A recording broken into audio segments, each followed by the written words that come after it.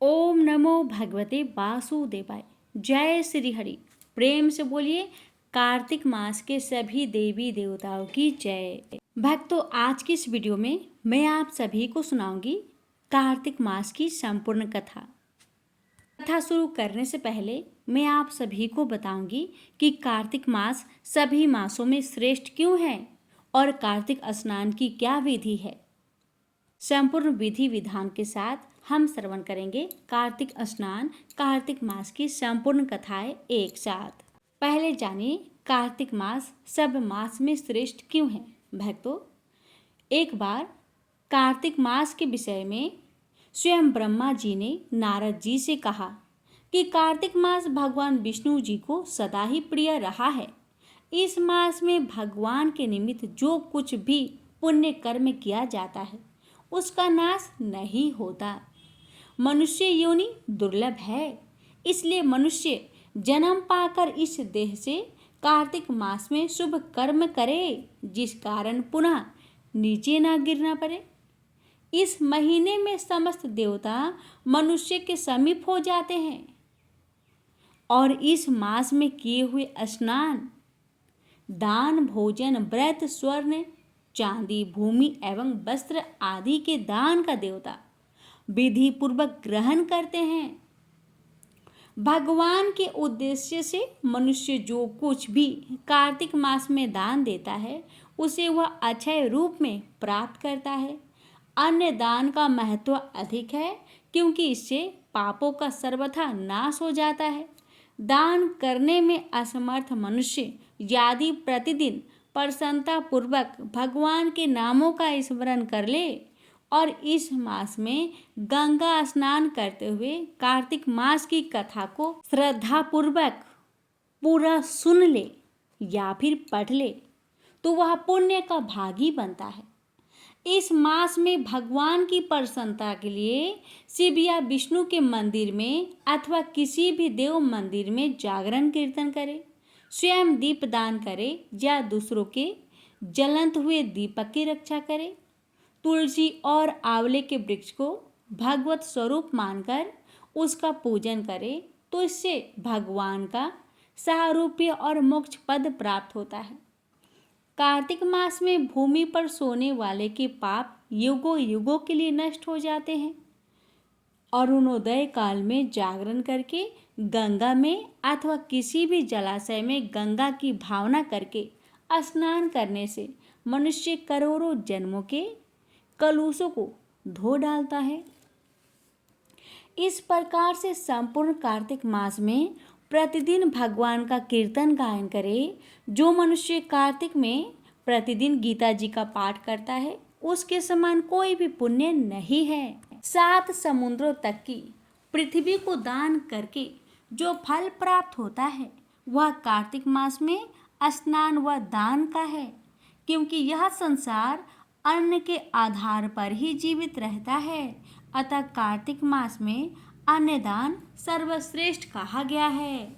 अब भक्तों जानिए कार्तिक स्नान की विधि और फिर श्रवण करेंगे कथा। भक्तों, कार्तिक स्नान आश्विन की पूर्णिमा को आरंभ करके कार्तिक की पूर्णिमा को पूरा करे। भक्तिवान पुरुष अथवा नारी आश्विन की शुक्ला पक्ष की एकादशी आने पर ही भगवान विष्णु को नमस्कार करके कार्तिक व्रत की आज्ञा प्राप्त करे। ऐसा करने से भगवान स्वयं भक्त के ऊपर कृपा करके उसे आत्मिक बल एवं मनोबल प्रदान कर विधि से कार्तिक व्रत करने की सद्बुद्धि देते हैं। 12 मासों में मार्गशीर्ष मास अत्यंत पुण्यप्रद है। उससे अधिक पुण्य देने वाला वैशाख मास बताया गया है। उससे लाख गुना अधिक प्रयाग में माघ मास का महत्व है और उससे भी महान फलदायी कार्तिक मास है। इसका महत्व सर्वत्र जल में एक सा ही है। भक्तों, एक बार जब सब प्रकार के दान, व्रत और नियम तथा दूसरी ओर कार्तिक का स्नान रखकर जब ब्रह्मा जी ने तोला तो कार्तिक स्नान का पल्ला भारी ही रहा। यह व्रत भगवान श्री कृष्ण को बहुत प्रिय है। आश्विन की पूर्णिमा से लेकर कार्तिक की पूर्णिमा तक भगवान की प्रसन्नता के लिए प्रतिदिन गंगा स्नान करना चाहिए। देवी पक्ष अर्थात आश्विन शुक्ला पक्ष की प्रतिपदा से लेकर कार्तिक कृष्ण चतुर्दशी की महारात्रि आने तक भगवती दुर्गा की प्रसन्नता के लिए स्नान करें। श्री गणेश जी की प्रसन्नता के लिए आश्विन कृष्ण चतुर्थी से लेकर कार्तिक कृष्ण चतुर्थी तक नियम पूर्वक स्नान करें। जो आश्विन शुक्ला पक्ष की एकादशी से लेकर कार्तिक शुक्ल एकादशी तक स्नान करता है, उसके ऊपर भगवान जनार्दन अपार प्रसन्न रहते हैं। जो दूसरों के संग बस या बलात् अनजाने में भी कार्तिक मास में स्नान का नियम पूरा कर लेते हैं, उन्हें कभी यम यातना को नहीं देखना पड़ता। कार्तिक मास में तुलसी के पौधे के नीचे श्री राधा कृष्ण की मूर्ति का निष्काम भाव से पूजन करना चाहिए। तुलसी के अभाव में आंवले के वृक्ष के तले पूजा करनी चाहिए। स्नान करने का नियम यह है कि जब 2 घड़ी रात बाकी रहे तब तुलसी की मिट्टी, वस्त्र और कलश लेकर जलाशय या गंगा तट पर जाए, तब पैर धोकर गंगा आदि नदियों तथा विष्णु और शिव आदि देवताओं का स्मरण करे और इस प्रकार बोले, हे जनार्दन देवेश्वर, लक्ष्मी सहित आपकी प्रसन्नता के लिए मैं प्रातः कार्तिक स्नान करूंगा या करूंगी। और फिर इस प्रकार कहे, आप श्री राधा के संग मेरे दिए हुए इस अर्थ को स्वीकार करें। हे हरे, आप कमलनाथ को नमस्कार है। जल में शयन करने वाले आप नारायण को नमस्कार है।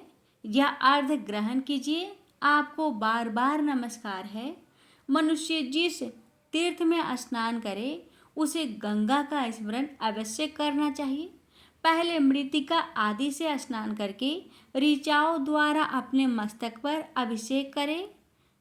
अघम शरण और स्नानंग तर्पण करके पुरुष सूक्त से सिर पर जल छिड़के। उसके बाद बाहर आकर पुनः मस्तक पर आचमन करके अपने वस्त्र बदले।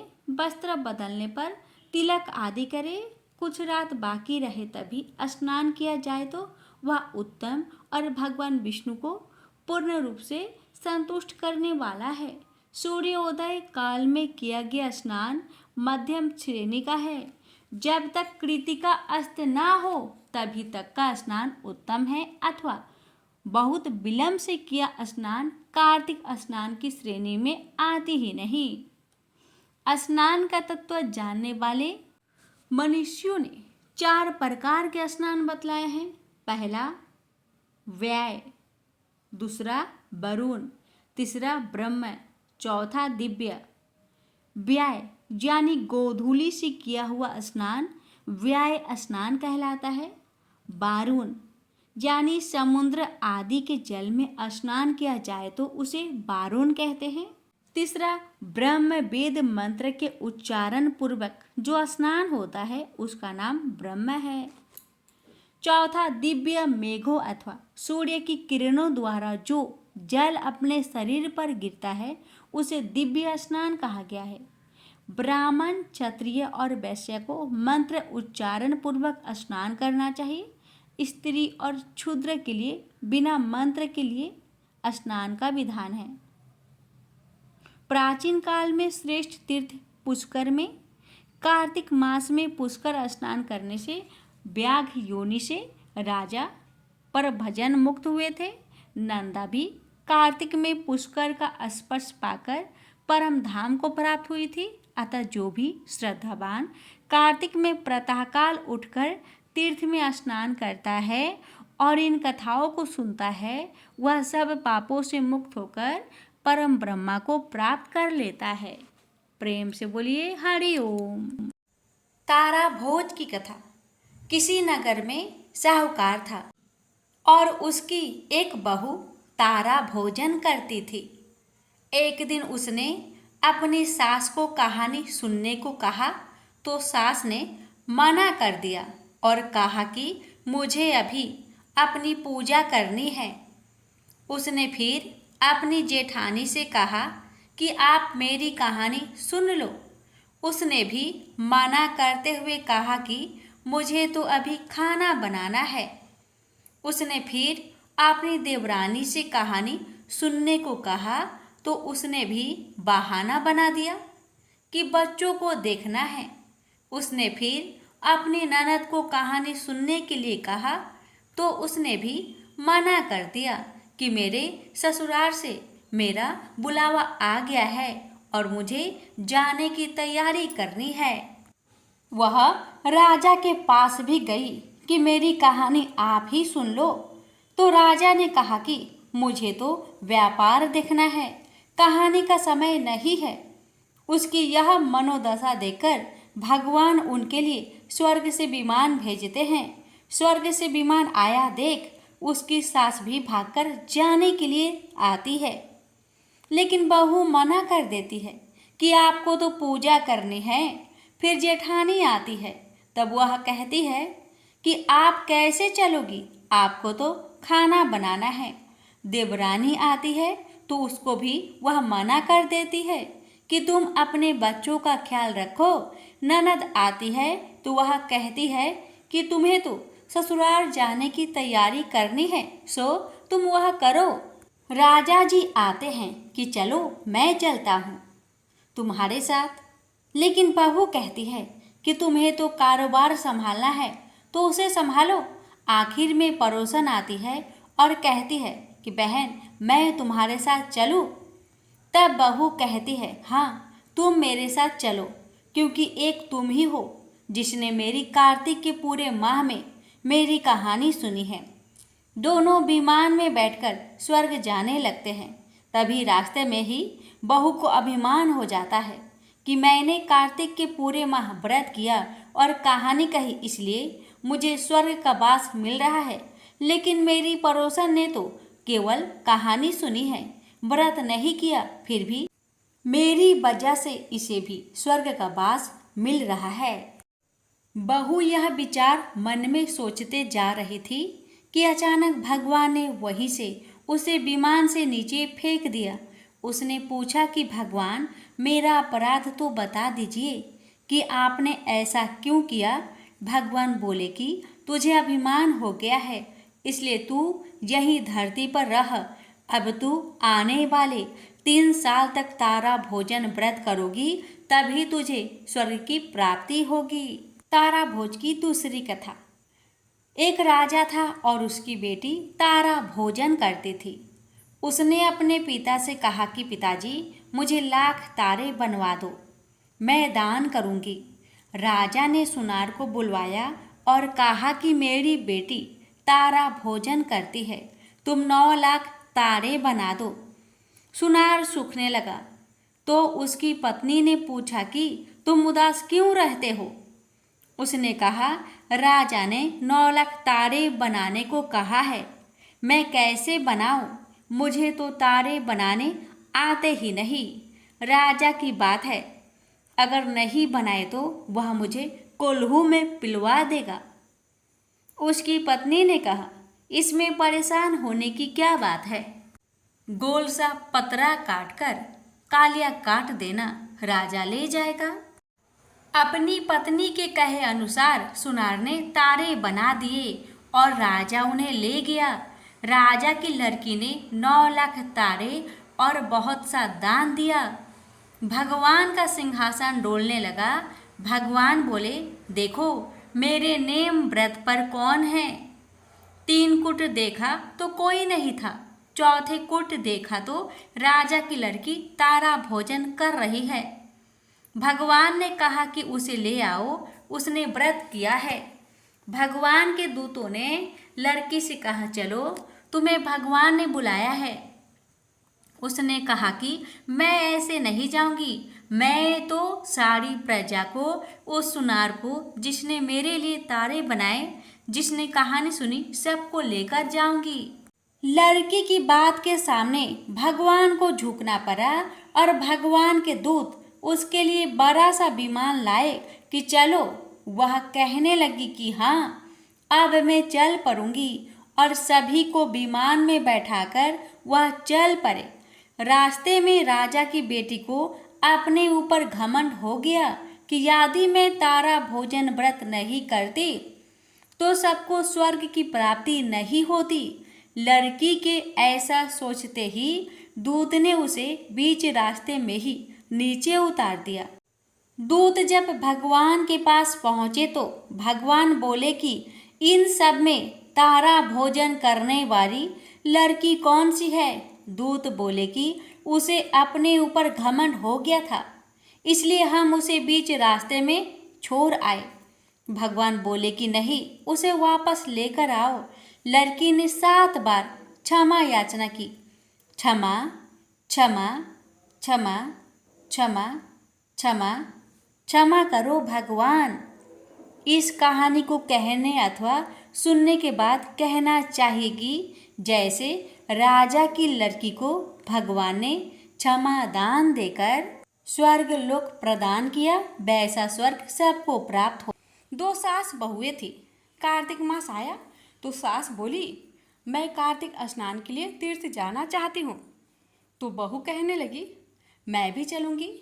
सासू माँ बोली, तू अभी छोटी है बहू, अभी मुझे जाने दे। सासू माँ तीर्थ चली गई तो बहू कुम्हार के से 33 कुंडे ले आई। रोज एक कुंडा भर कर रखती। उधर गंगा में सासू जी की नथ गिर गई। बहू कुंडे में नहाती हुई बोली, सासू नहावे उंडे में, मैं नहाऊं कुंडे। इतने में गंगा की धारा कुंडे में आ गई, साथ में सासू जी की नथ भी आ गई। बहू ने नथ पहचान ली और अपने नाक में पहन ली। महीना पूरा हुआ, सासू जी आई। बहू सामे लेने लगी तो सास नथ देख बोली, तू यह कहाँ से लाई। तो बहू बोली, ये तो मेरे कुंडे में गंगा की धारा के साथ आ गई। अब सास बोली, मुझे ब्राह्मण भोज करना है। बहू बोली, सासू जी दो ब्राह्मण मेरे भी जिमा दो, मैंने भी कार्तिक स्नान किया है। तूने कहाँ कार्तिक स्नान किया। तो बहू बोली, ऊपर चलो, मैं आपको बताती हूँ। ऊपर गई तो देखा सारे कुंड सोने के हो गए। बहू बोली, मैं रोज कुंडा भर कर रखती और सुबह जल्दी उठकर नहाती और उल्टा करके रख देती। तब सासू जी बोली, बहू तू बहुत भाग्यवान, जो साक्षात गंगा जी तेरे पास आई। तूने श्रद्धा और विश्वास से कार्तिक स्नान किया तो भगवान ने तुझे फल दिया। दोनों सास बहू ने धूमधाम से ब्राह्मण जिमाकर दक्षिणा देकर विदा किया। भगवान जैसा सास बहू को दिया वैसा सबको देना। किसी गांव में एक बूढ़ी औरत रहा करती थी। वह औरत हमेशा कार्तिक के महीने में व्रत किया करती थी। जब उसका व्रत खोलने का समय होता, उस समय भगवान कृष्ण आते और एक कटोरा खिचड़ी का रखकर चले जाते थे। उस बुढ़िया के पास वाले घर में एक दूसरी औरत रहती थी जो हमेशा यह देखती थी। उसको बुढ़िया से बहुत जलन होती थी कि इसका कोई भी नहीं है, फिर भी इसे खाने के लिए खिचड़ी मिल जाती है। एक दिन कार्तिक महीने में स्नान के लिए वह बूढ़ी औरत गंगा में गई और उसके जाने के बाद भगवान श्री कृष्ण ने उसके लिए खिचड़ी का कटोरा उसके घर पर रख दिया। पड़ोसन ने देखा कि खिचड़ी का कटोरा रखा है और बुढ़िया घर पर नहीं है, तो उसने खिचड़ी का कटोरा उठाकर घर के पिछवाड़े में फेंक दिया। जब बुढ़िया कार्तिक स्नान करने के बाद घर वापस लौटकर आई तो उसे खिचड़ी का कटोरा नहीं मिला और वह फिर उस दिन भूखी ही रही और वह बार बार एक ही बात दोहराती रही कि कहाँ गई मेरी खिचड़ी और कहाँ गया मेरा खिचड़ी का कटोरा। बुढ़िया की पड़ोसन ने जहाँ खिचड़ी का कटोरा फेंका था वहाँ पर एक पौधा उग आया और उसमें बहुत सुंदर 2 फूल खिल गए।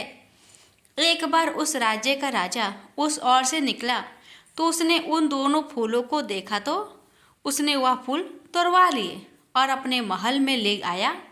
महल में लौटकर उसने वह फूल अपनी रानी को दे दिया। रानी ने जब उन फूलों को सूंघा तो वह गर्भवती हो गई। कुछ समय बाद रानी ने 2 सुंदर पुत्र को जन्म दिया।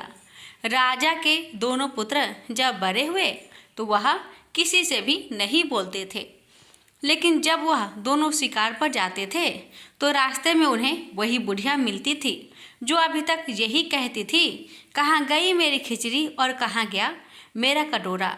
उस बुढ़िया की बात सुनकर दोनों बालक कहते कि हम ही है तुम्हारी खिचड़ी और हम ही है तुम्हारा कटोरा। ऐसा हर बार होता था जब वह दोनों बालक शिकार पर जाते थे। एक बार राजा के कानों में यह बात पड़ गई। राजा को यह सुनकर आश्चर्य हुआ कि दोनों लड़के किसी से भी बात नहीं करते, तब यह बुढ़िया से कैसे बात करते हैं। राजा ने बुढ़िया को अपने महल में बुलवाया और कहा कि हमसे तो और किसी से भी ये दोनों नहीं बोलते हैं, लेकिन तुमसे यह कैसे बोलते हैं। बुढ़िया ने कहा कि महाराज, मुझे नहीं मालूम कि ये दोनों मुझसे क्यों बोलते हैं। मैं तो कार्तिक का व्रत करती थी और भगवान श्री कृष्ण मुझे खिचड़ी का कटोरा भरकर दे जाते थे। एक दिन जब मैं गंगा स्नान करके वापस आई तो मुझे वह खिचड़ी नहीं मिली। तब से मैं यही कहने लगी कि कहाँ गई मेरी खिचड़ी और कहाँ गया मेरा कटोरा। तब उन दोनों बच्चे ने कहा कि तुम्हारी पड़ोसन ने तुम्हारी खिचड़ी फेंक दी थी तो उसके 2 फूल बन गए थे। वह फूल राजा तोड़कर ले गए और अपनी रानी को दे दिए, और जब रानी ने फूल सूंघा तो हम 2 लड़के का जन्म हुआ। हमें भगवान श्री कृष्ण ने ही आपके लिए भेजा है। सारी बात सुनकर राजा ने बुढ़िया को महल में ही रहने को कहा। हे कार्तिक महाराज, जैसे आपने बुढ़िया की बात सुनी वैसे ही व्रत करने वालों की भी सुनना। तुलसी माता की कहानी। एक बुढ़िया माई तुलसी जी को सींचती और कहती कि हे तुलसी माता, सत की दाता, मैं तेरा बिरला सींचती हूँ।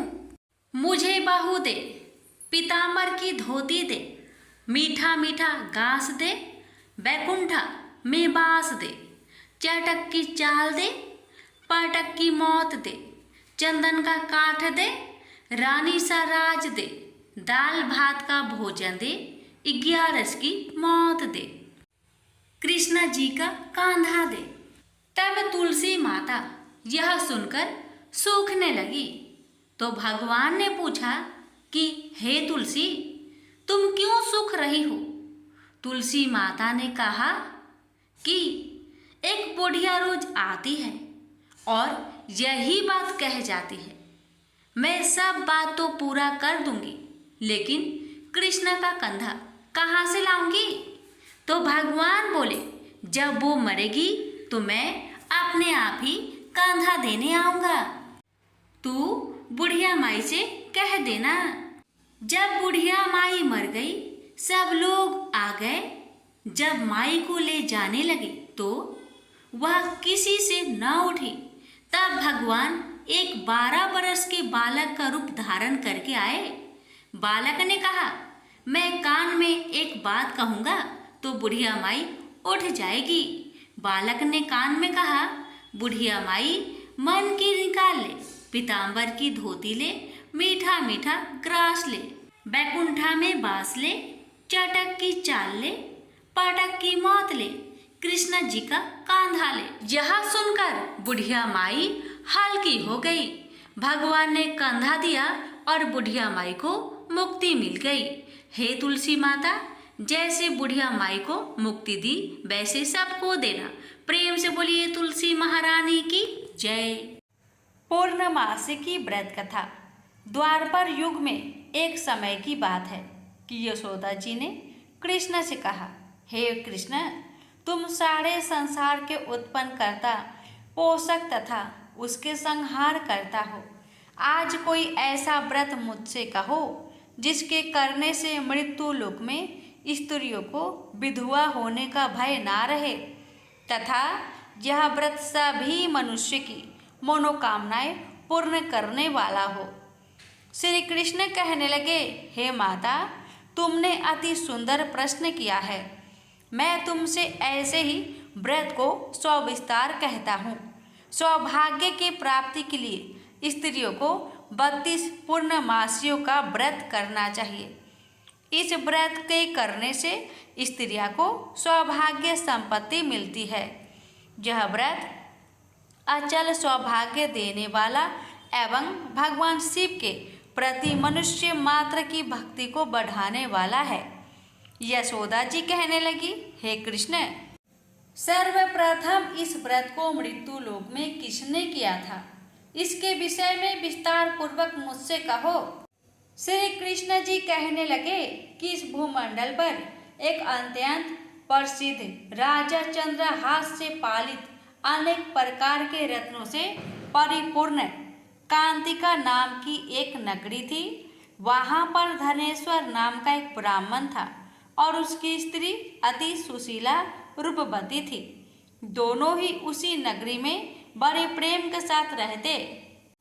एक समय एक बड़ा तपस्वी योगी उस नगरी में आया। वह योगी उस ब्राह्मण के घर को छोड़कर अन्य सब घरों से भिक्षा लाकर भोजन किया करता था। रूपवती से वह भिक्षा नहीं लिया करता था। उस योगी ने एक दिन रूपवती से भिक्षा न लेकर किसी अन्य घर से भिक्षा लेकर गंगा किनारे जाकर भिक्षान्न को प्रेम पूर्वक खा रहा था कि धनेश्वर ने योगी का यह सब कार्य किसी प्रकार से देख लिया। अपनी भिक्षा के अनादर से दुखी होकर धनेश्वर योगी से बोला, महात्मन, आप सब घरों से भिक्षा लेते हैं परंतु मेरे घर की भिक्षा कभी भी नहीं लेते, इसका कारण क्या है? योगी ने कहा कि निसंतान के घर की भीख पतितों के अन्न के तुल्य होती है और जो पतितों का अन्न खाता है वो भी पतित हो जाता है। चूंकि तुम निसंतान हो अतः पतित हो जाने के भय से मैं तुम्हारे घर की भिक्षा नहीं लेता हूँ। धनेश्वर यह बात सुनकर अपने मन में बहुत दुखी हुआ और हाथ जोड़कर योगी के पैरों पर गिर पड़ा तथा अंतर्भाव से कहने लगा, हे महाराज, यदि ऐसा है तो आप मुझको पुत्र प्राप्ति का उपाय बतलाइए।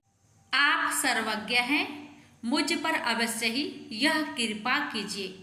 धन की मेरे घर में कोई कमी नहीं परंतु मैं पुत्र न होने के कारण अत्यंत दुखी हूँ। आप मेरे इस दुख का हरण करें, आप सामर्थ्यवान हैं। यह सुनकर योगी कहने लगे, हे ब्राह्मण, तुम चंडी की आराधना करो। घर आकर उसने अपने स्त्री से सब वृत्तांत कहा और स्वयं तप के निमित्त वन में चला गया। वन में जाकर उसने चंडी की उपासना की और उपवास किया। चंडी ने 16वें दिन उसको सपने में दर्शन दिया और कहा, हे धनेश्वर, जा तेरे पुत्र होगा परंतु वह 16 वर्ष की आयु में ही मृत्यु को प्राप्त हो जाएगा। यदि तुम दोनों स्त्री पुरुष 32 पूर्ण मासियों का व्रत विधि पूर्वक करोगे तो वह दीर्घ आयु होगा। जितनी तुम्हारी सामर्थ्य हो आटे के दिए बनाकर शिव जी का पूजन करना परंतु पूर्णमासी को 32 जौ जाने चाहिए। प्रातःकाल होने पर इस स्थान के समीप ही तुम्हें एक आम का वृक्ष दिखाई देगा। उस पर तुम चढ़कर एक फल तोड़कर शीघ्र अपने घर चले जाना। अपनी स्त्री से सब वृत्तांत कहना।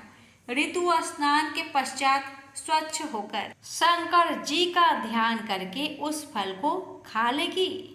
तब शंकर भगवान की कृपा से उसको गर्भ हो जाएगा। जब वह ब्राह्मण प्रातःकाल उठा तो उसने उस स्थान के पास ही एक आम का वृक्ष देखा जिस पर एक अत्यंत सुंदर आम का फल लगा हुआ था।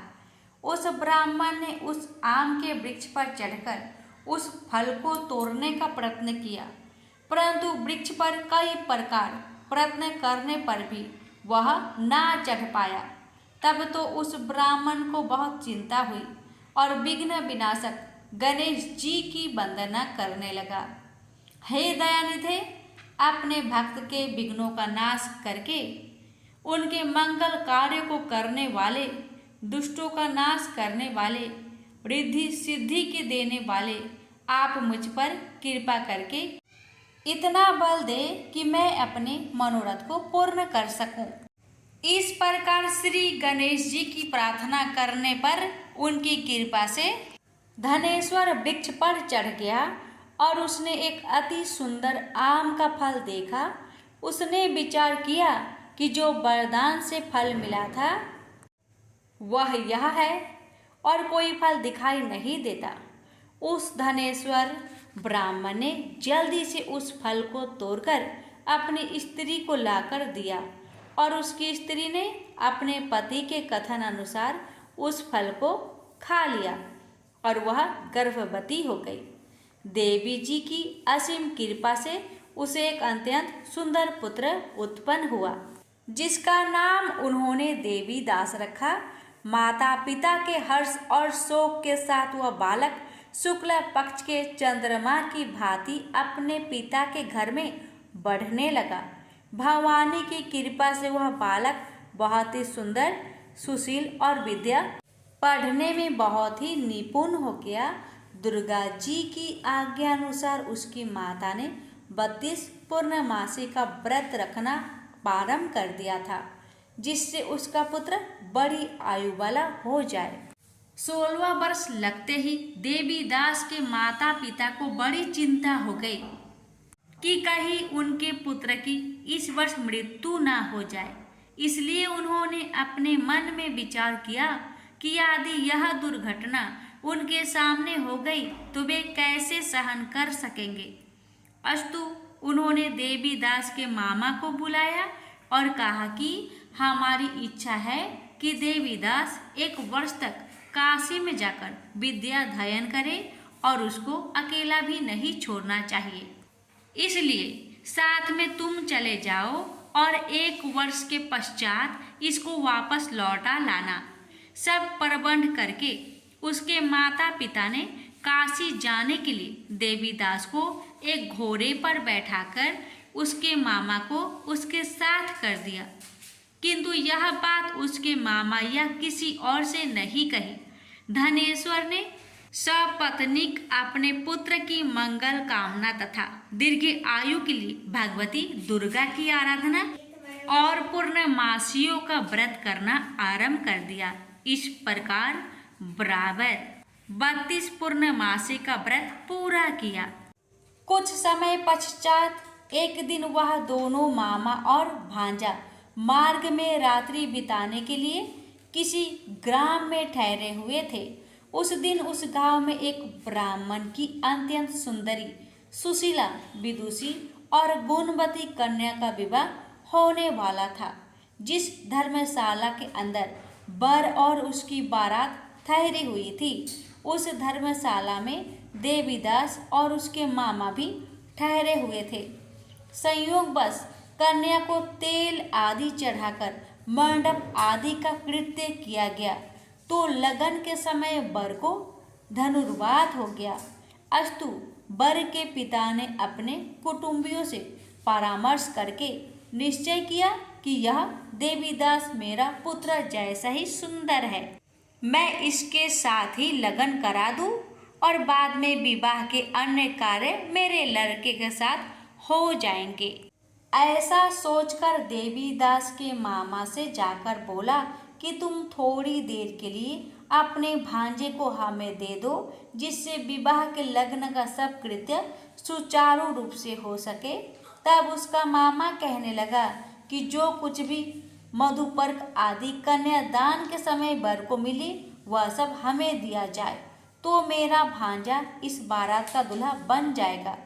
यह बात वर के पिता ने स्वीकार कर लेने पर उसने अपना भांजा वर बनने को भेज दिया और उसके साथ सब विवाह कार्य रात्रि में विधि पूर्वक संपन्न हो गया। पत्नी के साथ वह भोजन न कर सका और अपने मन में सोचने लगा कि न जाने यह किसी स्त्री होगी। वह एकांत में इसी सोच में गरम निश्वास छोड़ने लगा तथा उसकी आंखों में आंसू भी आ गया। तब वधू ने पूछा कि क्या बात है, आप इतने उदासीन व दुखी क्यों हो रहे हैं। तब उसने सब बातें जो वर के पिता व उसके मामा में हुई थी उसको बतला दी। तब कन्या कहने लगी कि यह ब्रह्म विवाह के विपरीत हो कैसे सकता है। हे देव, ब्राह्मण और अग्नि के सामने मैंने आपको ही अपना पति बनाया है, इसलिए आप ही मेरे पति हैं।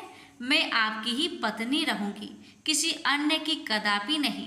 तब देवीदास ने कहा, ऐसा मत करिए, क्योंकि मेरी आयु बहुत थोड़ी है।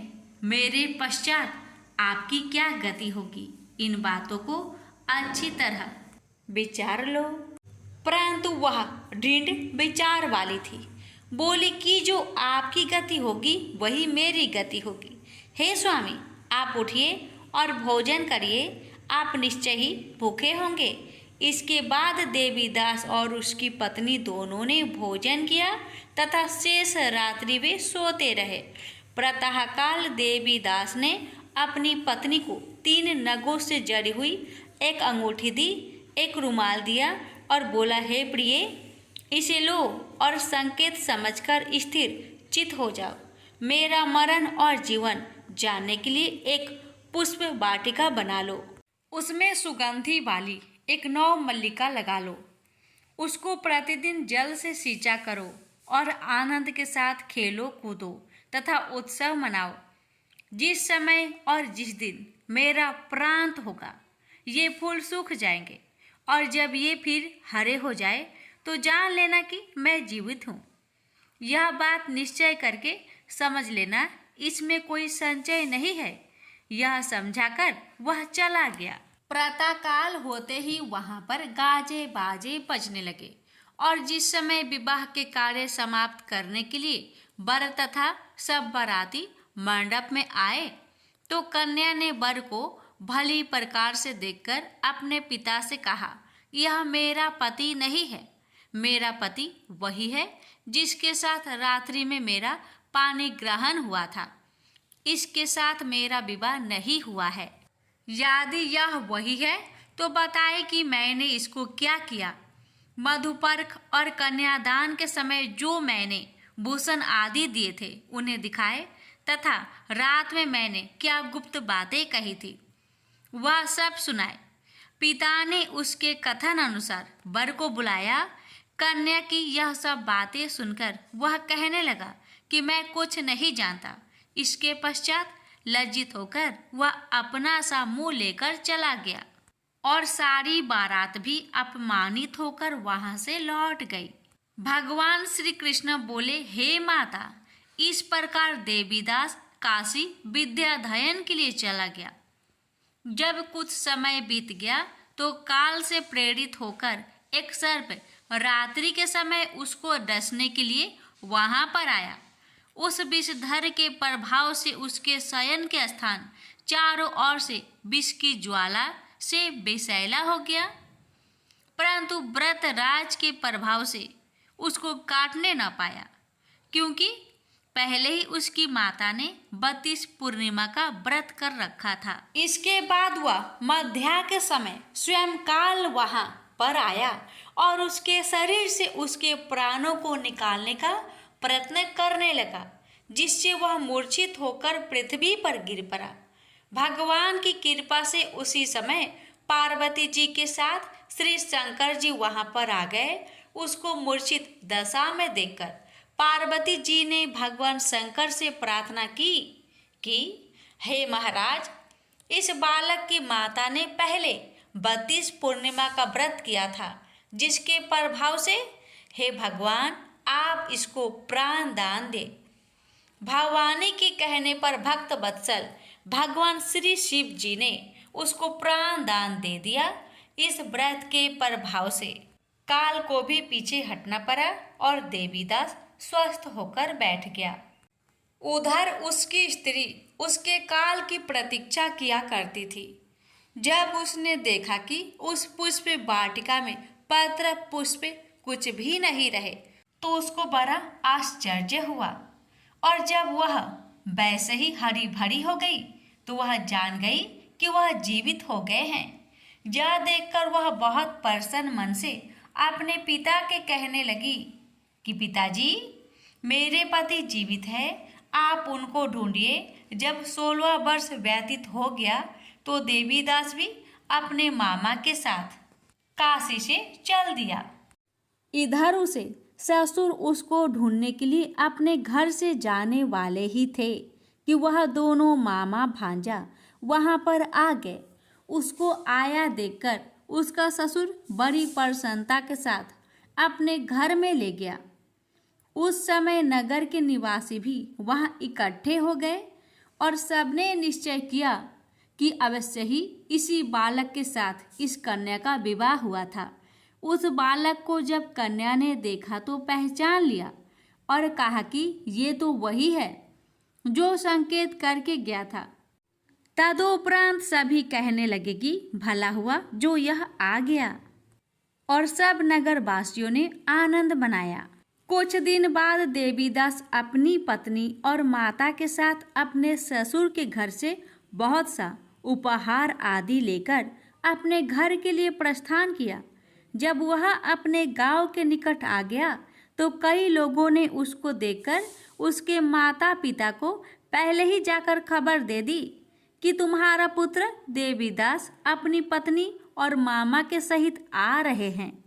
ऐसा समाचार सुनकर पहले तो उन्हें विश्वास ही नहीं हुआ, किंतु जब और लोगों ने भी आकर उनकी बात का समर्थन किया तो उनको बड़ा आश्चर्य हुआ।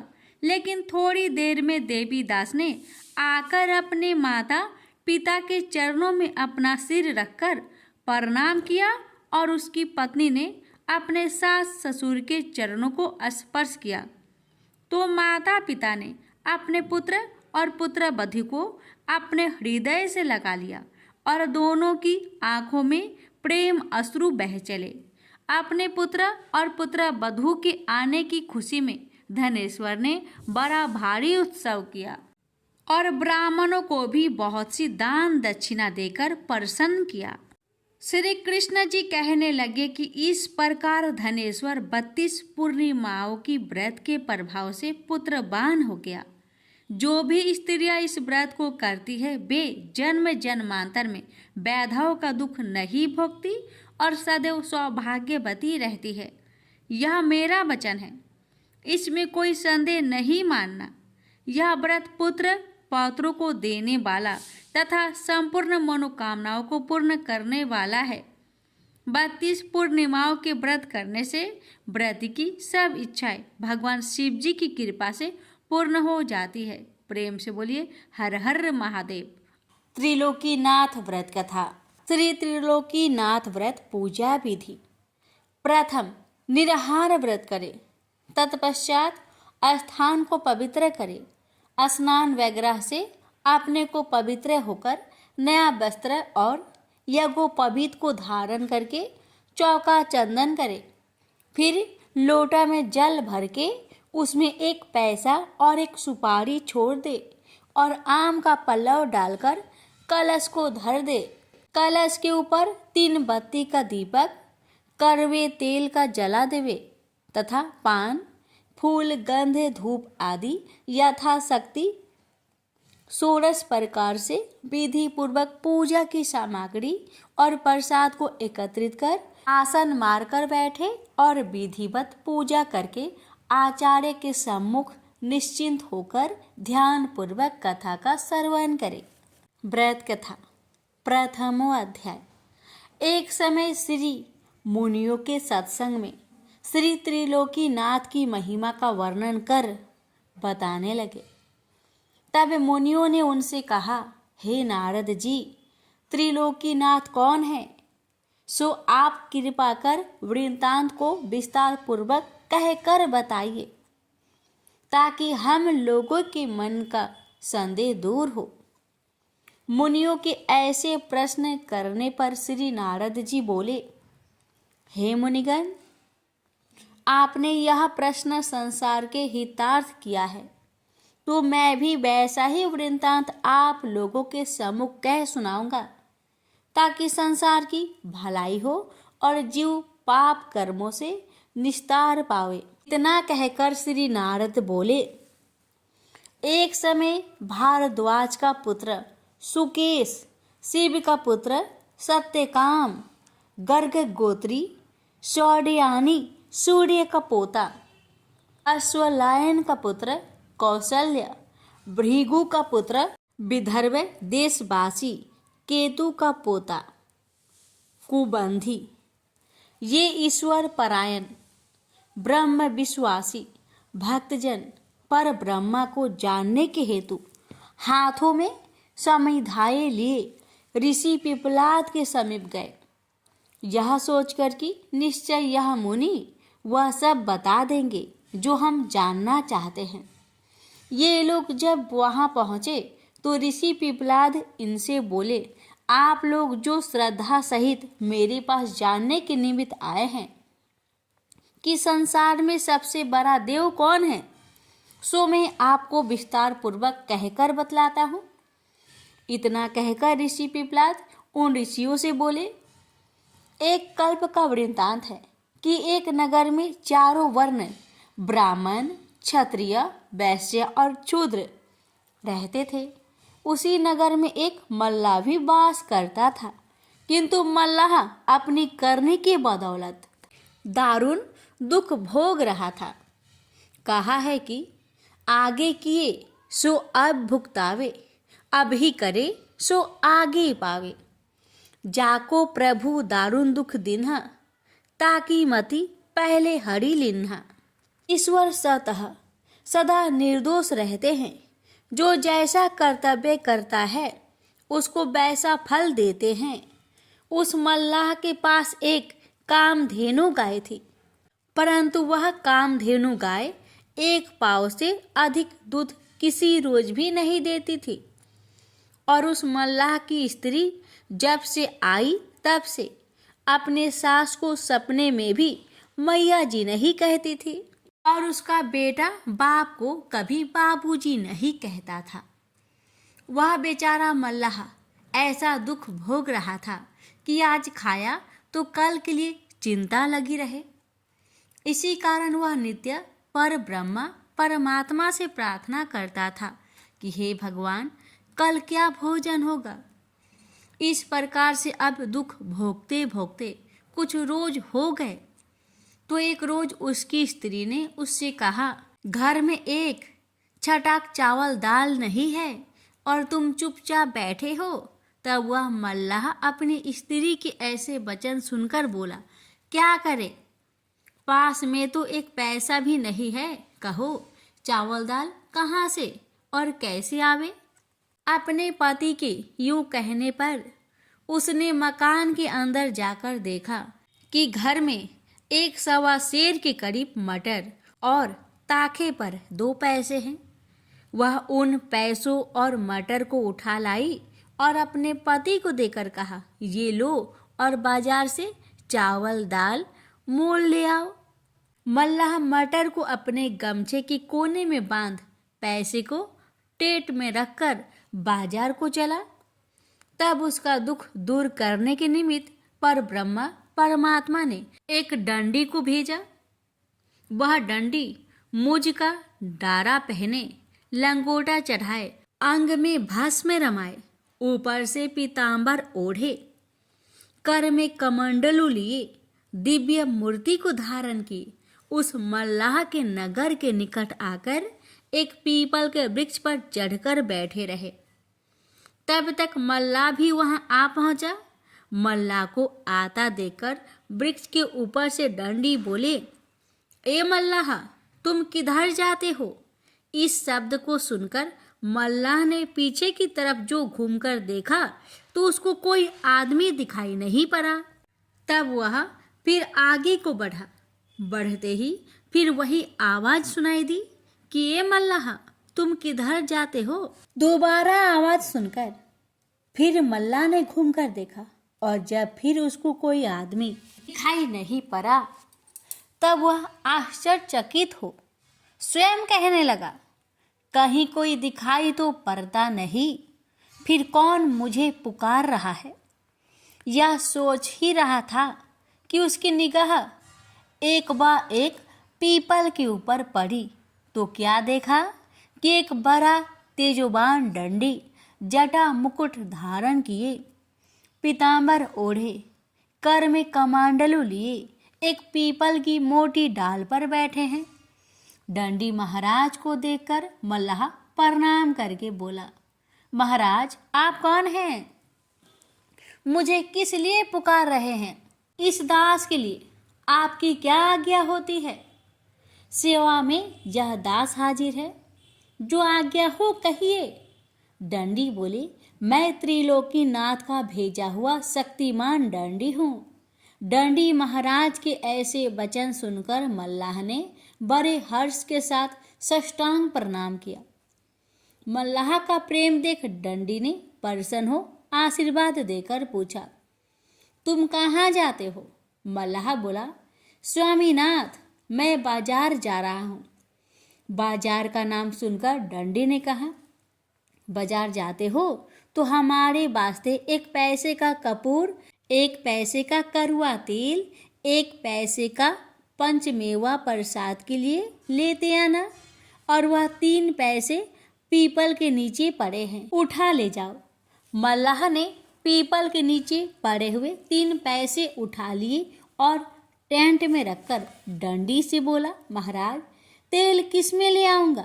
डंडी ने कहा, अपने गमछा में बांध कर ले आना। गमछे का नाम सुनकर मल्लाह संकोच कर बोला, गमछा में तेल किस प्रकार आएगा? तब डंडी ने हंसकर कहा, तुम त्रिलोकीनाथ का नाम लेकर गमछे में बांध लेना, इनकी महिमा से चले आएगा। डंडी की वचन मानकर मल्लाह वहां से चला और बाजार में आ पहुंचा तो अपने मन में विचार कर पहले डंडी महाराज के सामान को खरीदने लगा। बनिया की दुकान पर जाकर मल्लाह ने कहा, भाई, 1 पैसे का कपूर दो। बनिया ने 1 पैसे का कपूर दे दिया। कपूर को लेकर मल्लाह ने अपने टेंट से पैसे निकालकर बनियों को दिया और तेली की दुकान पर जाकर तेली से कहा, 1 पैसे का कड़वा तेल दो। वह तेली बोला, तेल किस में लोगे? जाकर एक पात्र तो मोल लाओ, तब तेल ले जाना। मल्लाह ने कहा, हमारे पास 3 पैसे से अधिक पैसे नहीं है और मुझे 1-1 पैसे का 3 सौदा खरीदना है। पात्र कहाँ से लाऊं? तू मेरे गमछे में दे दो।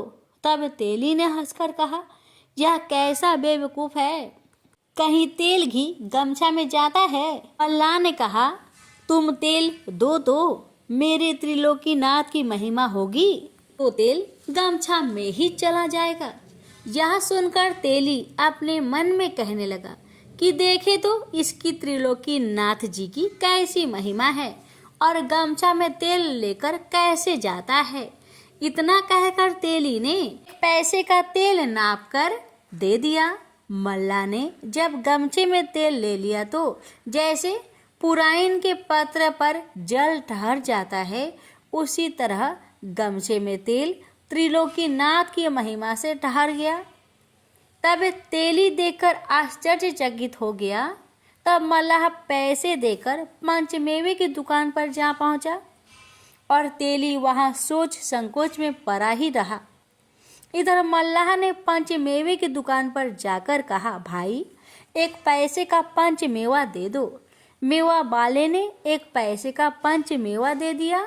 मेवा को लेकर कपड़े में बांध टेट से 1 पैसा निकालकर मेवे वाले को मल्लाह ने दिया। तो देखता है कि 3 पैसे मेरे पास मौजूद ही है। तब तो मल्लाह बड़ा आश्चर्यचकित हुआ। फिर अपने मन में कहने लगा कि यह सब वही डंडी महाराज की माया है। अब जान पड़ता है कि ये 3 पैसे कभी कम होने वाले नहीं हैं। ऐसे अपने मन में विचार कर मल्लाह ने बड़े आनंद से 1-1 पैसे करके अपनी इच्छा अनुसार फल फूल, गंध, धूप इत्यादि वस्तुएं भी खरीदकर बड़ी सी पोटली बांध ली। इसके बाद अपना चावल दाल वगैरह सब सौदा खरीदकर बाजार से चल पड़ा। फिर भी मल्लाह के पास 3 पैसे मौजूद थे। बाजार से सौदा लेकर मल्लाह उसी पीपल के पास आ पहुंचा जहां की वह डंडी बैठे थे। सौदा लेकर आने पर डंडी ने मल्लाह से कहा, हमारे वास्ते तुम जो जो वस्तुएं लाए हो वह सब अलग अलग करके यहाँ रख दो और अपने वास्ते जो लाए हो वह अपने घर ले जाओ। मल्लाह डंडी की आज्ञा सुनकर सब सौदा खोलकर अलग अलग रखकर बोला, महाराज तेल कहाँ रखे? डंडी ने कहा, देखो वह पीपल में खोखला है, उसी खोखले को साफ करके तेल उसमें रख दो। मल्लाह खोखले को साफ कर उसमें तेल रखकर बोला, महाराज आपके 3 पैसे तो हमारे पास ज्यों के त्यों मौजूद ही है। यह सुनकर डंडी ने हंसकर कहा, तुम जहाँ से पैसे उठाकर ले गए हो वहीं उन पैसे को रख दो। मल्लाह के उसी जगह उन तीनों पैसे के रख देने पर डंडी ने मल्लाह से कहा, अब तुम अपना सौदा लेकर जाओ और कल सवेरे ही अपने बंधुओं को निमंत्रण देकर कहना कि अमुक पीपल के नीचे मैं आज त्रिलोकी नाथ का पूजन और व्रत कथा को सुनूंगा। हाँ, सब सज्जनों को निमंत्रण देता हूँ कि अपने बंधुओं सहित पधार कर सम्मिलित होवे। ऐसा कहकर डंडी ने फिर कहा, ए मल्लाह देखो, जिस आचार्य के मुख से त्रिलोकी नाथ की व्रत कथा श्रवण करना, उस आचार्य को आदर सत्कार के साथ भोजन करा के यथाशक्ति जो हो सके दक्षिणा देकर विदा करना। आचार्य को दान नहीं देने से कोई यज्ञ क्यों न हो, वह यज्ञ निरर्थक हो जाता है। जैसे मजदूर को बुलाकर काम करावे और मजदूरी ना दे तो वह अधर्म समझा जाता है। त्रिलोकी नाथ की कथा सुनकर अपने बंधुओं सहित प्रेम से प्रसाद को भक्षण करना चाहिए। जो कोई मनुष्य त्रिलोकी नाथ के प्रसाद को पाने में संकोच करता है, उसके ऊपर निश्चित जानो कि त्रिलोकी नाथ का कोप होता है, वह मनुष्य महान कष्ट पाता है। और जो मनुष्य त्रिलोकी नाथ का प्रसाद श्रद्धा के सहित लेकर भक्षण करता है, उसके ऊपर त्रिलोकी नाथ अवश्य प्रसन्न होकर मनसा पूरी करते हैं। इस तरह का उपदेश देकर डंडी ने मल्लाह को घर भेजा। अब मल्लाह डंडी के यहाँ से चला और अपने नगर के निकट आया तो उसका लड़का उसको आते देख बाबूजी बाबूजी कहते हुए उसके पास आकर मिठाई मांगने लगा। लड़के को बाबूजी कहते हुए सुनकर मल्लाह अपने दिल में खुश होकर कहने लगा कि आज तक तो कभी भी मेरे लड़के ने मुझे बाबूजी नहीं कहा, आज क्या बात है कि बड़े प्रेम के साथ बाबूजी कहते हुए मेरे पास दौड़े आया। लड़के की बात पर मल्लाह चकित हो प्रेम के सहित लड़के को घर ले चला।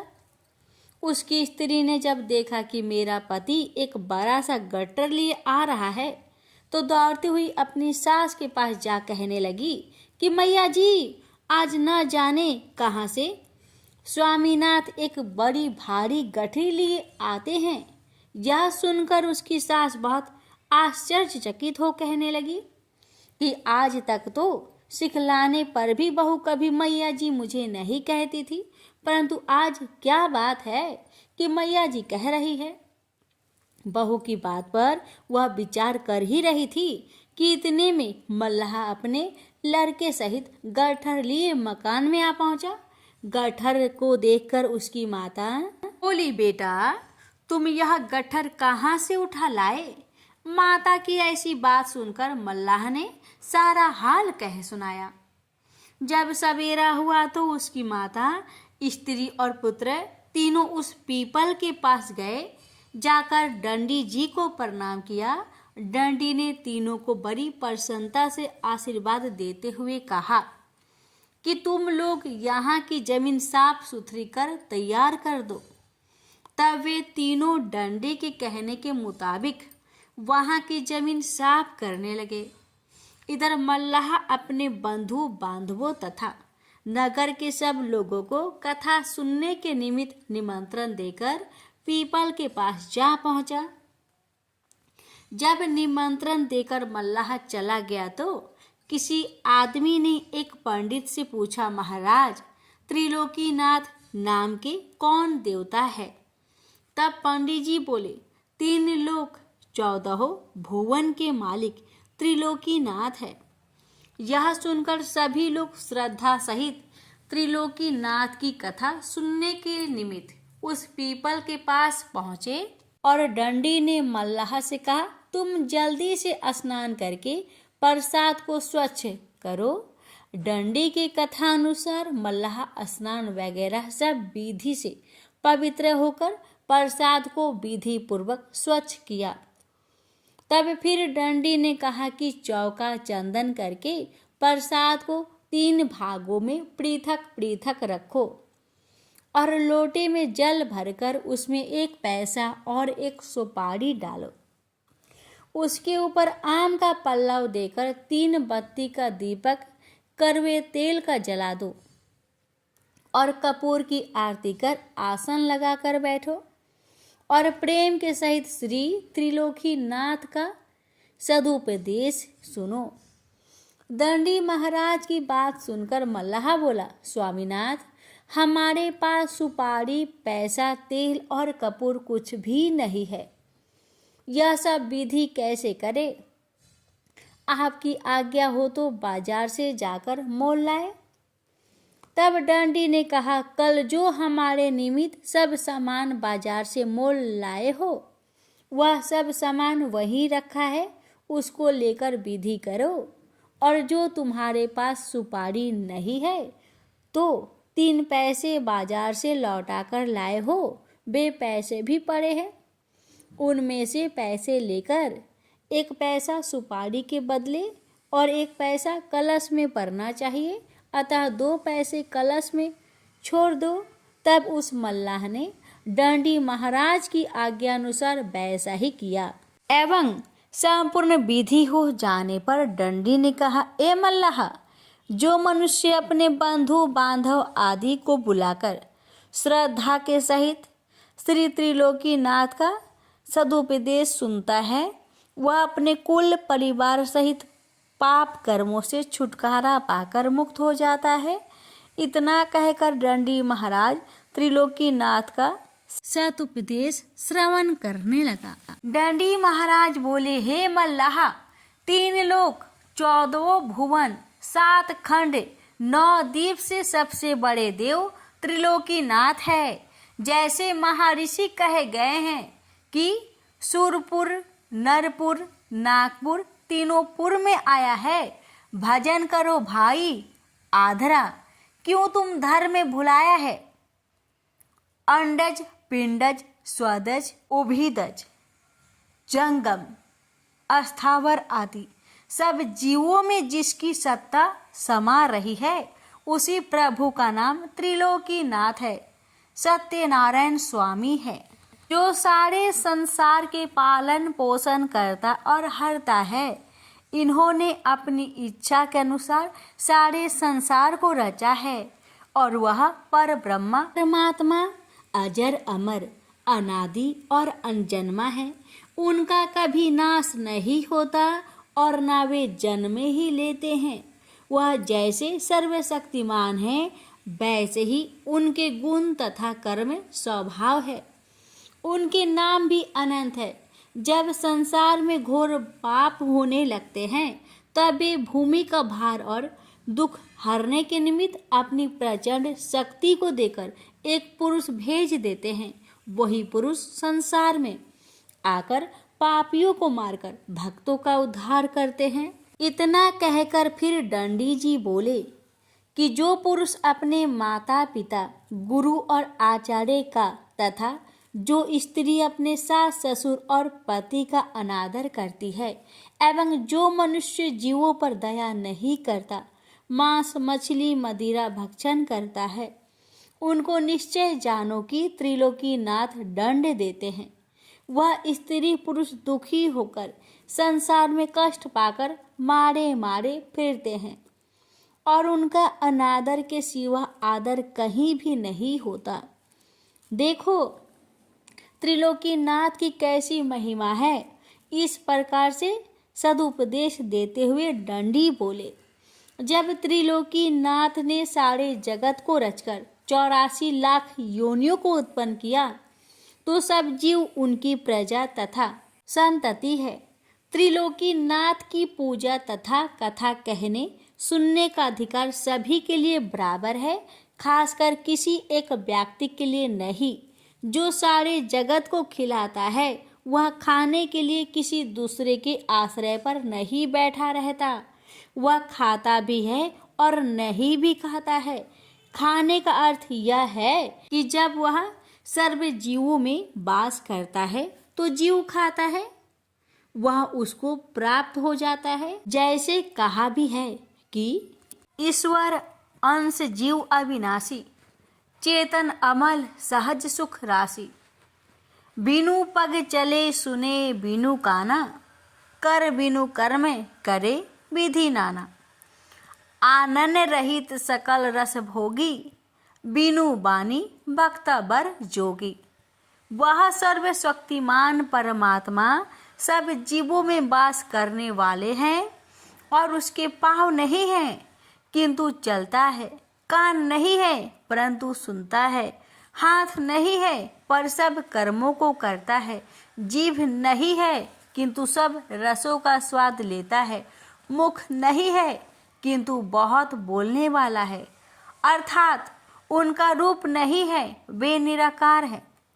इससे मालूम होता है कि परमात्मा निराकार रहते हुए भी आपके सब कर्मों को जानते हैं और परमात्मा के लिए प्रसाद पूजा पर नहीं रखा जाता, किंतु प्रसाद रखने का नियम इसलिए हुआ कि प्रसाद के लालच से लड़के से लेकर वृद्ध तक सब लोग आकर परमात्मा के सदुपदेशों को सुनेंगे और प्रसाद पाकर प्रेम के सहित श्री त्रिलोकीनाथ का नाम लेते हुए घर जाएंगे और पाप कर्मों से बचकर त्रिलोकीनाथ की भक्ति में मन लगाएंगे।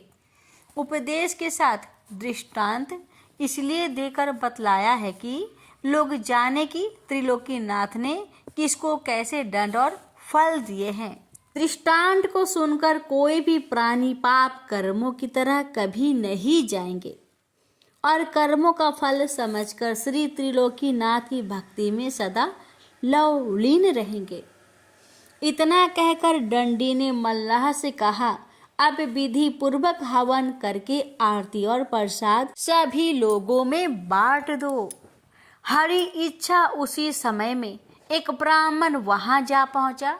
उस ब्राह्मण को देखकर लोग ने बड़े आदर के साथ कहा, पंडित जी बैठ जाइए, त्रिलोकीनाथ का प्रसाद लेकर जाइए। ब्राह्मण बोला, पूजा को कौन वर्ग कर रहा है? लोग ने कहा, मल्लाह। यह सुनकर ब्राह्मण बोला, मल्लाह का प्रसाद नहीं लूंगा। इतना कहकर वह ब्राह्मण वहां से चल दिया। तब दंडी कहने लगे कि यह ब्राह्मण बड़ा घमंडी जान पड़ता है। यह त्रिलोकीनाथ के प्रसाद में छूत मानकर भक्त का अनादर कर चला गया, तो निश्चय जानो इस ब्राह्मण का घमंड त्रिलोकीनाथ अवश्य तोड़ेंगे। संसार में जितने घमंडी हुए, किसी का घमंड त्रिलोकीनाथ ने नहीं रहने दिया। देखो कहा है कि हरिजन जानी छूत जेही मानी, होए छुछुंदर सो मल खानी। जो प्राणी श्री त्रिलोकीनाथ के भक्त में छूत लगाता है वह मल मूत्र को खाने वाला छुछुंदर होता है। इतना कहकर दंडी बोले कि अब प्रसाद को लेकर लोगों के बीच बांट दो और जो प्रसाद बचे सो उठाकर अपने घर ले जाओ। दंडी महाराज के कथा अनुसार मल्लाह ने सबको प्रसाद बांट दिया। प्रसाद पाकर सब लोग बड़े आनंद के साथ त्रिलोकीनाथ की जय मनाते हुए घर गए और जो प्रसाद बच गया था सो मल्लाह लेकर अपनी माता, स्त्री और पुत्र के सहित त्रिलोकीनाथ का जय जयकार करते हुए अपने घर गया। उस दिन से त्रिलोकीनाथ की ऐसी कृपा हुई कि उस मल्लाह के घर से दरिद्रता भाग गई और घर में लक्ष्मी का वास हुआ। जो कामधेनु गाय उसको एक पाव से अधिक दूध किसी रोज नहीं देती थी, वही कामधेनु गाय 5 सेर दूध रोज देने लगी। उसी दिन से उस मल्लाह का दिनों दिन धन बढ़ने लगा।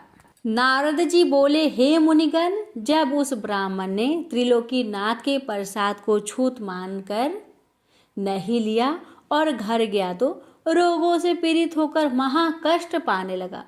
एक रोज ब्राह्मण के पुत्र की अचानक मृत्यु हो गई तो वह ब्राह्मण छाती पीट पीट कर रोने लगा और रोते रोते अज्ञान होकर सो गया।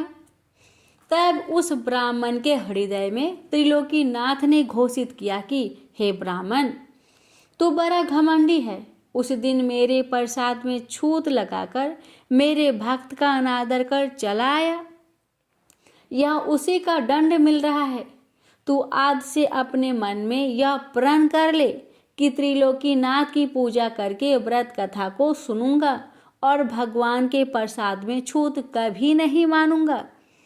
तेरा कल्याण होगा और बेटा जीवित हो जाएगा, नहीं तो तू समझ ले कि तेरा सर्वनाश हो जाएगा। जो प्राणी त्रिलोकीनाथ के प्रसाद को छूत समझकर नहीं लेता है वह महाकष्ट को पाता है और उसके धन जन का नाश हो जाता है। भगवान के प्रसाद में कभी छूत नहीं लगाना चाहिए। प्रसाद को श्रद्धा के सहित ले लेना चाहिए। पीछे पान करे अथवा किसी दूसरे व्यक्ति को दे दे। प्रसाद में जो छूत मानता है उसके ऊपर त्रिलोकीनाथ का बड़ा भारी कोप होता है। जब इस तरह की घोषणा उस ब्राह्मण के हृदय में हुई तो वह ब्राह्मण चौंक कर उठ बैठा और उस मल्लाह का प्रसाद न लेने की उसे याद हुई तो वह अपने मन में कहने लगा कि मैंने उस दिन मल्लाह समझकर त्रिलोकीनाथ का प्रसाद नहीं लिया था, उसका दंड मुझको अब मिल रहा है। यह समझकर भयभीत होकर त्रिलोकीनाथ की पूजा कथा सुनने का प्रण करके आराधना की तो उसका पुत्र जिंदा हो गया। पुत्र को जिंदा पाकर वह बहुत खुश हुआ और सवेरे ही उठकर त्रिलोकीनाथ की पूजा और कथा की तैयारी कर मन में विचार किया कि पूजा की विधि तो मुझे मालूम नहीं है, मैं पूजा कैसे करूँगा। यह विचार कर वह ब्राह्मण घर से चला तो पीपल के पास गया जहाँ की मल्लाह ने पूजा की थी। वहाँ जाकर ब्राह्मण ने देखा कि पीपल के ऊपर डंडी बैठे हैं। डंडी को देखते ही उसने प्रणाम किया। डंडी ने पूछा, कहो ब्राह्मण कैसे आए हो। ब्राह्मण बोला, महाराज मुझे त्रिलोकीनाथ का पूजन करना है और कथा सुननी है, लेकिन उसकी विधि मुझे मालूम नहीं है, आप कृपा कर मुझे बता दीजिए। डंडी बोले, उसी मल्लाह के पास तुम जाओ, वह सब विधि तुमको बता देगा। ब्राह्मण ने कहा, महाराज वह मल्लाह कहाँ रहता है, मुझे मालूम नहीं है। डंडी ने कहा कि वह इसी नगर में रहता है। डंडी के कहने पर ब्राह्मण उस नगर में गया और लोगों से पूछकर मल्लाह के पास जाकर कहा, हे भाई, मुझे त्रिलोकीनाथ की पूजा करनी है, सो उसकी विधि क्या है बतला दो। यह सुनकर उस मल्लाह ने पूजा की सारी विधि बतला दी। विधि को सुनकर ब्राह्मण ने कहा, ए भाई, तुम कृपा कर मेरे साथ चलो, बिना तुम्हारे गए ठीक नहीं होगा। ब्राह्मण की यह बात सुनकर मल्लाह उसके साथ उस पीपल के पास आया और डंडी को प्रणाम किया। तब डंडी ने पूछा, कहो मल्लाह किस लिए आए हो। मल्लाह ने कहा, महाराज इनको त्रिलोकीनाथ की पूजा करनी है, सो पूजा की विधि बतलाने के वास्ते मुझे बुला लाए हैं। डंडी ने कहा, अच्छा जाओ और सब विधि करा दो। डंडी महाराज की आज्ञा पाकर मल्लाह उस ब्राह्मण के साथ गया और पूजा का सब सामान खरीदवा दिया। तब ब्राह्मण ने त्रिलोकीनाथ के कोप का सारा हाल अपने भाई बंधुओं को कहा और सबको निमंत्रण देकर बुलाया। त्रिलोकीनाथ की कथा सुनने के लिए सब लोग श्रद्धा सहित अपने बंधुओं को साथ आए। इधर मल्लाह ने पूजा की संपूर्ण विधि जब ब्राह्मण को बतला दी तो ब्राह्मण विधि पूर्वक पूजा करके आचार्य के मुख से कथा को श्रवण करने लगा। कथा समाप्त हो जाने पर कपूर की आरती की और सबके बीच प्रसाद बांटा। प्रसाद पाकर लोग त्रिलोकीनाथ का जय जयकार करते हुए अपने अपने घर गए। तब ब्राह्मण ने आचार्य को आदर सत्कार के सहित भोजन कराकर यथाशक्ति दान देकर विदा किया। उसके बाद मल्लाह को भी बड़ी श्रद्धा के सहित प्रसाद देकर विदा किया। उसी दिन से त्रिलोकीनाथ की महिमा संसार में प्रचलित हुई और घर घर में पूजा कथा होने लगी और त्रिलोकीनाथ सबको मनोवांछित फल देने लगे। जो प्राणी श्रद्धा के सहित त्रिलोकीनाथ की पूजा करता है उनकी मनसा त्रिलोकीनाथ अवश्य पूरी करते हैं। इस तरह से त्रिलोकीनाथ की अद्भुत महिमा विस्तार पूर्वक नारद जी ने मुनियों से कह सुनाई। यह कथा सुनकर मुनिगण बड़े प्रसन्न हुए और अपने अपने धाम को चले गए। फिर नारद जी ब्रह्मलोक को चले गए। प्रेम से बोलिए त्रिलोकीनाथ भगवान की जय। त्रिलोकीनाथ भगवान जी की कृपा पाने के लिए इस वीडियो को शेयर अवश्य कीजिएगा। भगवान आप सभी भक्तों की, हमारी सभी की मनोकामना को पूर्ण करे। जय हो त्रिलोकीनाथ भगवान की जय। एक बुढ़िया माई थी, मिट्टी के गणेश जी की पूजा करती थी। रोज बनाए रोज गल जाए। एक सेठ का मकान बन रहा था तो बुढ़िया बोली, पत्थर का गणेश बना दो। मिस्त्री बोले, जितने में हम तेरा पत्थर का गणेश जी करेंगे उतने में अपनी दीवार ना चिनेंगे। बुढ़िया बोली, राम करे तुम्हारी दीवार टेढ़ी हो जाए। अब उनकी दीवार टेढ़ी हो गई। वो चिने और ढा देवे, चिने और ढा देवे। इस तरह करते करते शाम हो गई। शाम को सेठ आया। उसने कहा, आज कुछ भी नहीं किया। मिस्त्री कहने लगे कि एक बुढ़िया आई थी, वो कह रही थी मेरा पत्थर का गणेश कर दो। हमने नहीं करा तो उसने कहा तुम्हारी दीवार टेढ़ी हो जाए। तब से दीवार सीधी नहीं बन रही है। बनाते हैं और ढा देते हैं। सेठ ने बुढ़िया बुलवाई। सेठ ने कहा, हम तेरा सोना का गणेश गढ़ देंगे, हमारी दीवार सीधी कर दो। सेठ ने बुढ़िया को सोने का गणेश गढ़ा दिया। सेठ की दीवार सीधी हो गई। जैसे सेठ की दीवार सीधी की, ऐसे ही हे भगवान सबकी करना। लापसी तपसी की कथा। एक लापसी था, एक तपसी था। तपसी हमेशा भगवान की तपस्या में लीन रहता था। लापसी रोजाना सवा सेर की लापसी बनाकर भगवान का भोग लगाकर जीम लेता था। एक दिन दोनों लड़ने लगे। लापसी बोला, मैं रोज भगवान की तपस्या करता हूँ इसलिए मैं बड़ा हूँ। लापसी बोला कि मैं रोज भगवान को सवा सेर लापसी का भोग लगाता हूँ इसलिए मैं बड़ा हूँ। नारद जी वहाँ से गुजर रहे थे। दोनों को लड़ता देखकर उनसे पूछा कि क्यों तुम लड़ रहे हो। लापसी ने खुद को बड़ा होने का कारण बताया और तपसी ने अपना कारण बताया। नारद जी बोले, तुम्हारा फैसला मैं कर दूंगा। दूसरे दिन लापसी और तपसी नहाकर अपनी रोज की भक्ति करने आए तो नारद जी ने छुपकर 1.25 करोड़ की एक एक अंगूठी उन दोनों के आगे रख दी। तपसी की नजर जब अंगूठी पर पड़ी तो उसने चुपचाप अंगूठी उठाकर अपने नीचे दबा ली। लापसी की नजर अंगूठी पर पड़ी लेकिन उसने ध्यान नहीं दिया। भगवान को भोग लगाकर लापसी खाने लगा। नारद जी सामने आए तो दोनों ने पूछा कि कौन बड़ा।